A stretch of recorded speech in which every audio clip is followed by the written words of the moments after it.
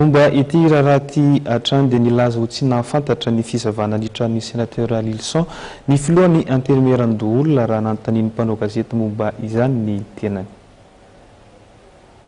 Raha nanontanian'ny mpanao gazety ny raha fizavana nitran'ny sénateur Lilson René ny filohan'ny anterimeran-doolona ny maraina teo teny amin'ny hôtel Colbert Antaninarenina dia nilaza fa tsy mahafantatra izany ny tenany. Tsy nisy ihany koa ny taratasy voaray mibrômaritry ny anterimeran-doolona mikasika ny raha Lilson.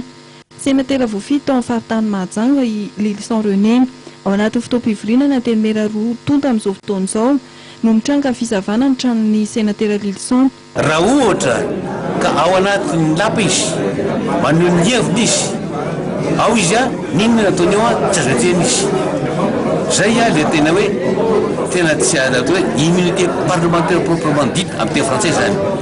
Fa raha ohatra kosa zany amin'ny aty amin'ny fivoriana dia zany hoe zao amin'ny fivoriana dia hoe raha ohatra mivony ny anterimeran-doolona amin'ny anterimeran-be dia tokony tsy afaka tsofotsofoka ihany koa ka nabataba satria zay tsika hoe inviolabilité parlementaire.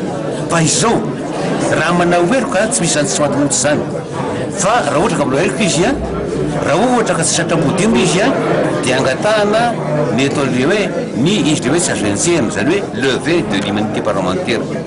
Fa raha ohatra kosa barabaratra satram-bodimo izy dia tsy ilana intsony levé de l'immunité parlementaire ary hitantsika fa nana fotoana république zany hoe dia azo entsena amin'in'le hoe déchange zany araky ny valeur andiny faraka amin'ny telopolo amby zato amin'ny lalapanireny. Voaro amin'ny immunité parlementaire ve ny tenany.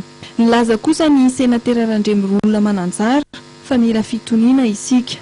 Dia olom-pirenena rehetra dia malalaka maneho ny heviny ao anatin'ny ara-dalàna sy ny ataontsika fanajana ny démocratie ary hitanao tsara fa voalazan'ny président ny sénat ombenombeno ny toetra tokony ananany zany atao hoe loholon'ny Madagasikara zany ka iny dia engagement personnel fa ny zavatra azoko lazaina fotsiny dia hoe azo lazaina hoe misy any atao hoe flagrant délit ao anatin'izy satria ny antony reny ataontsika hoe incitation atao amina radio na atao amina télé reny dia azo lazaina hoe zavatra mifanohitra amin'ny ara-dalàna ka io anjarany tsirairay no mandinika sy mahafantatra hoe inona ny mety inona tsy mety fa raha ny hevitro manokana dia mila fitoniana Madagasikara.